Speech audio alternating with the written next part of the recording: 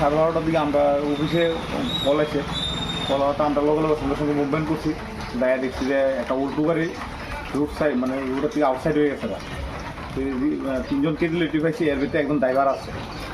ড্রাইভারের নাম হচ্ছে আপনার সুরজিৎ দেববর্মা, আর দুজন আসলো ক্যাজুয়ালিটি। একজন নাম হচ্ছে পঙ্কি রয় দেববর্মা, আর একজন নাম হচ্ছে সুমন দেববর্মা। এই তিনজনের বাড়ি হচ্ছে কাকড়াছড়া। আমরা তারা রেস্কিউ করে তেলিয়ামুড়া হসপিটালে নিয়ে দিয়েছি প্রাথমিক মানে ট্রিটমেন্টের লিগে। গাড়িটা কইতে কই যেতে আসলে? এটা কইতে পারতেছে না, তারা ভয় বৃদ্ধি পাইছে, কিছু কইতে পারতেছে না।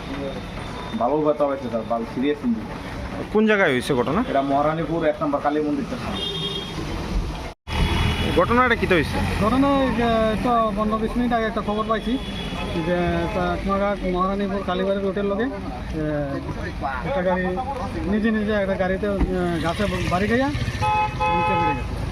মানে খাদে পড়ছে? হ্যাঁ, খাদে বেড়ে গেছে। গাড়িতে কতজন ছিল কিছু জানা গেছে? অনেক 3 জন আছিল, যে ফায়ার সার্ভিস না। এখন গাড়িতে কেউ আছে কি? না, ওখানে কেউ নেই। আমরা দেখতে আসছি।